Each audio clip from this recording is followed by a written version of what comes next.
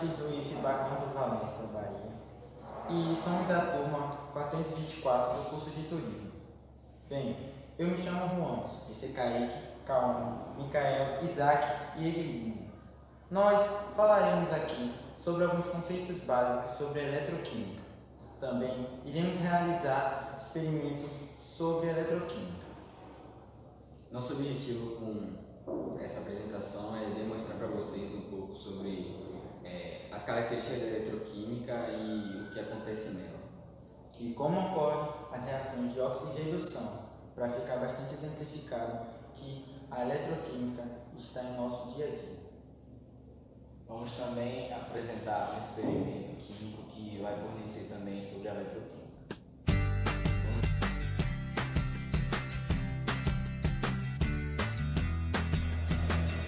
Eletroquímica é uma área da química que estuda as reações que produzem corrente elétrica através de reações chamadas de oxidação e redução. Também estuda as reações que ocorrem por intermédio de fornecimento de corrente elétrica, conhecida como eletrólise. Nessa situação, ocorrem trocas de elétrons entre os átomos e os íons. A eletroquímica está muito presente no nosso dia a dia. Está presente basicamente em pilhas e baterias, utilizadas em aparelhos eletrônicos como celular, controle remoto, lanternas, filmadoras, calculadoras, brinquedos eletrônicos e rádio a pilha, e também computadores e entre outros. Eletroquímica. A eletroquímica é a parte da físico-química que estuda os fenômenos da transformação da energia química em elétrica e vice-versa. Na eletroquímica, as reações estudadas são a de oxirredução. Elas são caracterizadas pela perda e ganho de elétrons. Isso quer dizer que ocorre a transferência de elétrons de uma espécie para a outra. Como o seu nome indica, as reações de oxirredução ocorrem em duas etapas. A de oxirredução é a perda de elétrons. O elemento que provoca a oxirredução é chamado de agente oxidante. E a redução é o ganho de elétrons. O elemento que provoca a redução é chamado de agente redutor.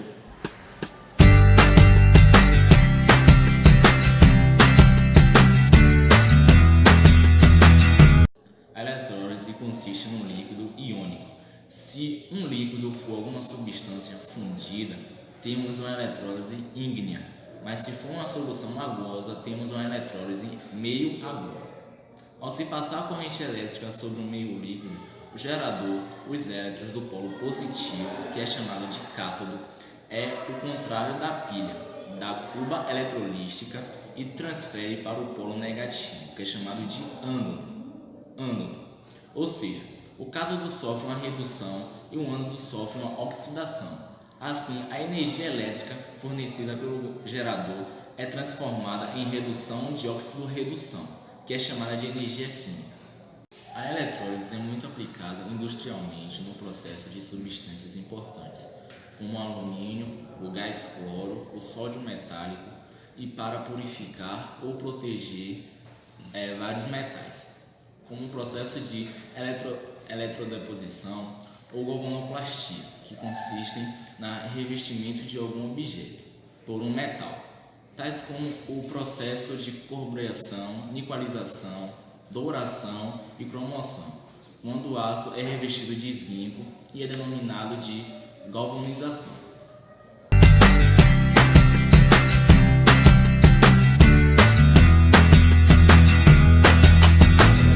Presente em nosso cotidiano. Alguns exemplos são reações no corpo humano, fabricação de diversos aparelhos eletrônicos, carregamento de baterias e a galvanoplastia, que é o revestimento de peças de ferro e aço com zinco metálico. Diversos tipos de aplicação na indústria química também. A ferrugem dos metais é formada pela oxidação do ferro metálico a cátion-ferro, quando na presença de ar e água. Podemos considerar a ferrugem como um tipo de corrosão eletroquímica. O revestimento com zinco metálico, pelo processo de galvanoplastia, impede o contato do ferro com o ar.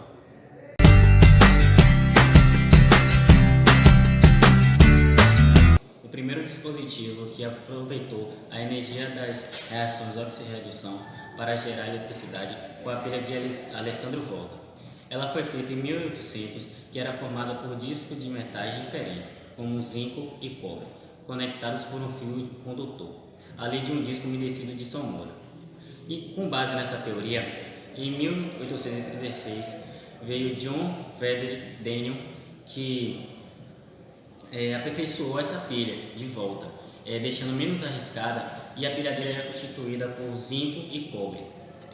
Porém, esses dois materiais eram mergulhados em soluções de seus próprios respectivos metais. Aqui temos o modelo de Daniel.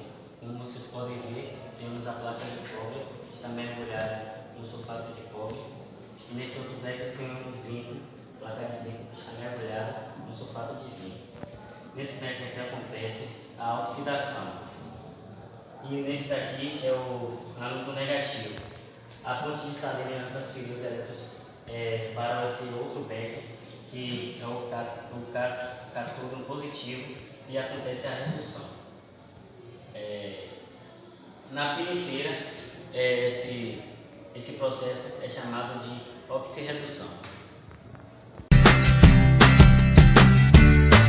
O primeiro processo são os processos que ocorrem nas pilhas e baterias. As pilhas são dispositivos que são formados por dois eletrodos, um polo negativo, que é o ânodo, e o outro positivo, que é o cátodo. Bem, além de um eletrolito, que é uma solução condutora. Os elétrons são transferidos através de uma solução que produz corrente elétrica, podendo assim formar uma energia para poder ligar um aparelho. Esse é o caso da pilha do Leclanché, assim como a pilha do Daniel.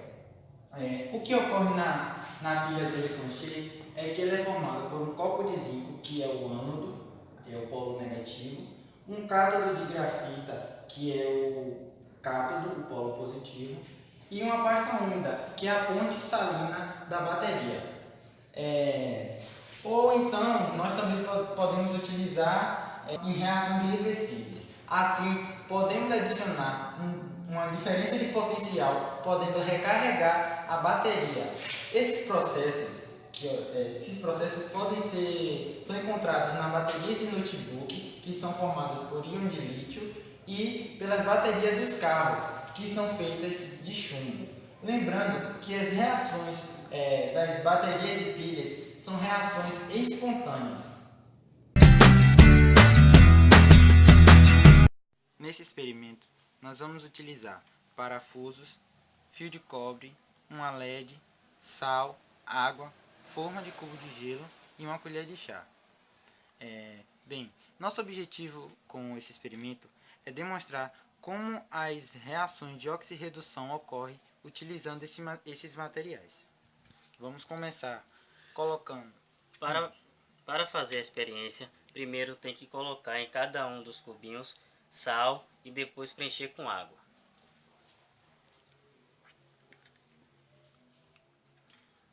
Quando estiver aplicando os parafusos com cobre na água, não pode manter eles em contato. Eles têm que ficar separados e estar em aleatório.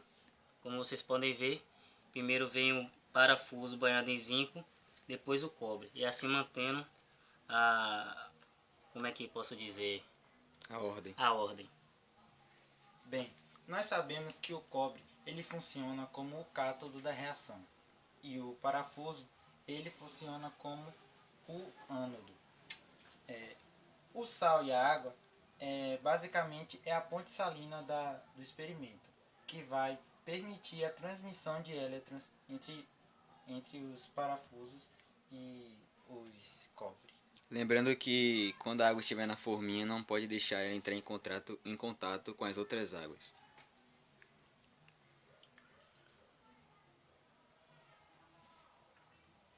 Errado. Iremos desligar a luz para ter a melhor visualização da LED acesa.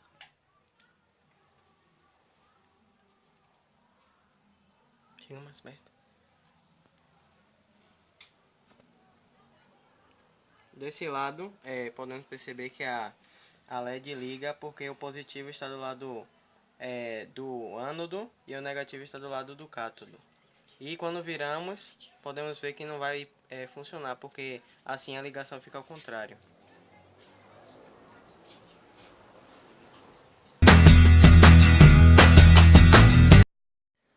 A energia elétrica vem do zinco e o parafuso está liberando na bateria, até que o zinco vai começar a se desgastar e vai se transformando em íons até que a bateria se acabe. Cada espaço da forma de gelo ligado pelo parafuso e pelo cobre são nada mais que pilhas em série, ligando o lado positivo no negativo e assim fornecendo energia para a LED acender.